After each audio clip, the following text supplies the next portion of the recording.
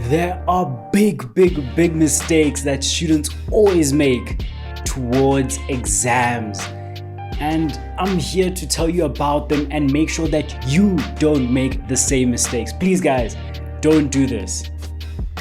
So I'd say one of the biggest mistakes that I can give you guys today is overly stressing about the mark that you need to get in the exam. I know the scenario that majority of you guys are in. Let's say for your first semester test or for your semester test, you got 30% and now you need 70 or 60% in the exam to pass the module. I've been there as well. I know the calculations, I know the situation.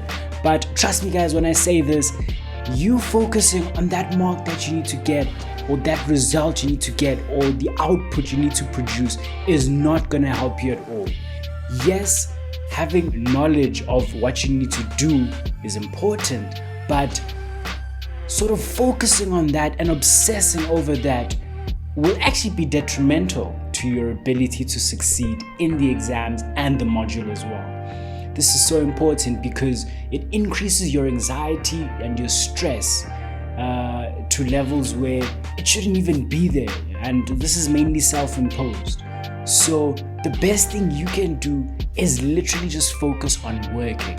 Focus on writing your best exam and preparing as best as you can. Because the more you focus on what you can do and the work and the improvement, and the less you focus on the results that you need and the mark, and the less you obsess over that, the higher your chance of succeeding in exams. Next up is don't sacrifice on sleep. Don't sacrifice on sleep just to study. I know, of course, it's a tough period. You probably won't get in 7 hours, 6 hours, or whatever. But don't, cross-night the day before the exam, and avoid cross-nighting consistently before you write. And of course, cross-nighting is essentially when you study throughout the day and throughout the night, essentially not sleeping until the next day. This, once again, perhaps short term, you may see it as helping you, but long term will be detrimental to your ability to succeed in exams.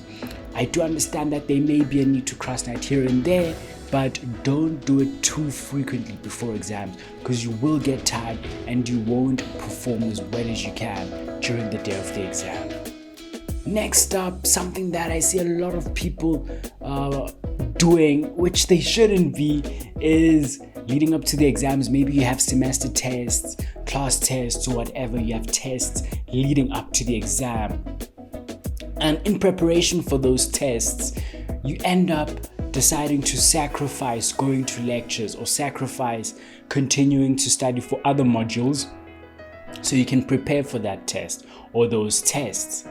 You are shooting yourself in the foot, especially if this content is in the exam, because the more you delay absorbing that content and engaging with the new content, the more stress you're going to put on yourself a week or so before the exam, and you have to end up covering that content and you have no familiarity of it whatsoever. So please guys, do not sacrifice studying new content in order to study for a semester test or for a class test or whatever, guys. This is the worst thing you can do.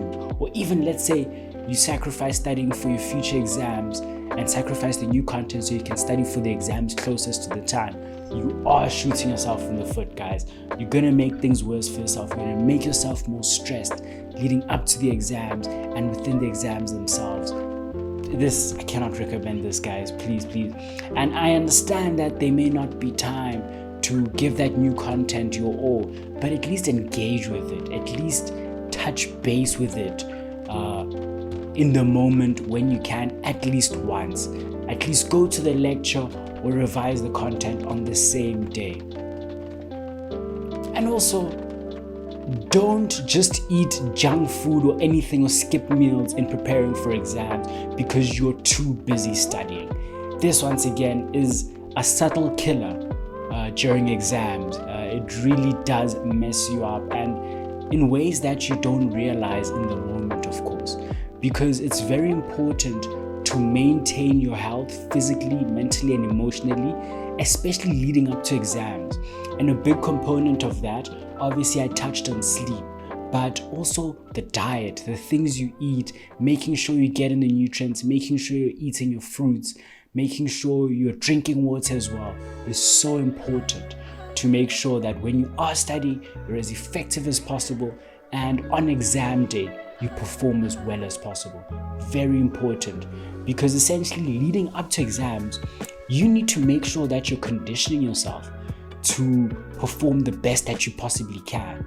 See it as a big sports game. If you watch sports, see it as a big soccer game, a big rugby game, or see it as a massive event, a final of some sort. See it as that, and know that every single athlete or every single person who prepares for a big event has to put in the hours beforehand to make sure that they give maximum output.